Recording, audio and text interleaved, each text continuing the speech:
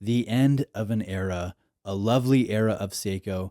This is a classic Marinemaster 300, and it is being phased out for the latest 4th gen Marinemaster 300 that is smaller, it's thinner, it's more refined.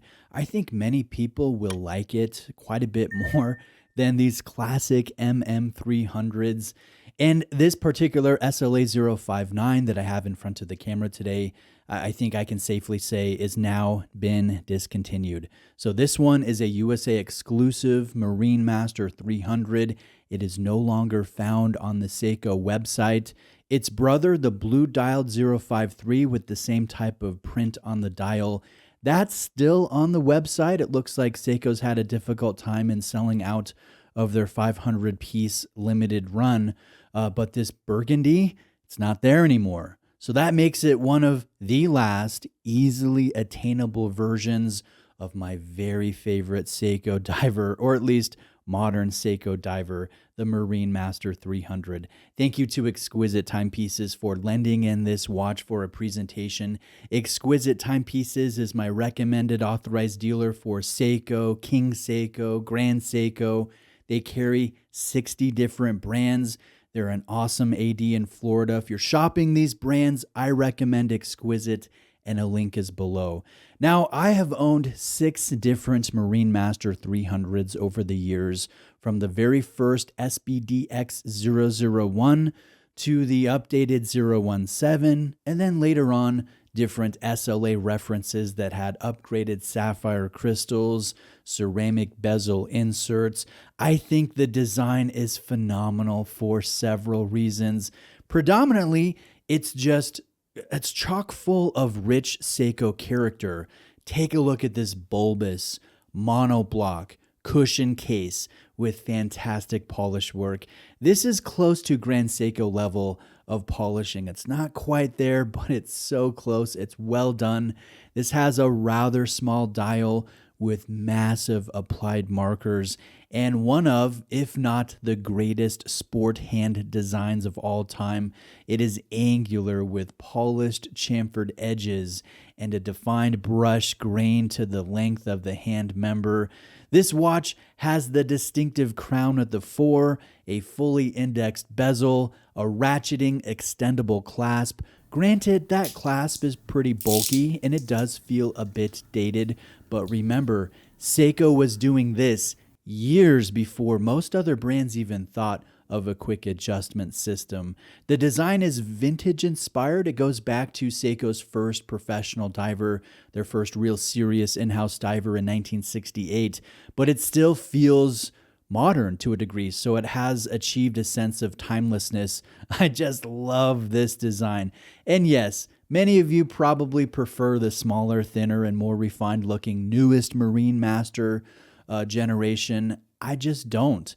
This one here, this is my jam. This is an MM300 to me, even if it doesn't say Marinemaster written on the dial. Now, this is a model that I feel that I need to rebuy, and I recognize that sounds pretty wild. That would make 7 Marinemaster 300s that I've owned, which tells you a little something about myself that's probably not good. But you know what? Part of me always thought that Seiko would just keep updating their classic Marinemaster. I just didn't anticipate them to change it so drastically. I thought the character of the watch would stay the same, but again, I don't think they did that with the newest 4th gen Marinemaster 300. So now, for me, it's just a matter of picking the right one that has already been released, and many of them have been discontinued like this one, picking the right one to buy and to keep, knowing it will never come back in the future. And that's what I think will make it a watch that will stick around and not be cycled through again and again and again. Now, this one is special for a few reasons. This has the red Seiko print on the dial. I find that amazing.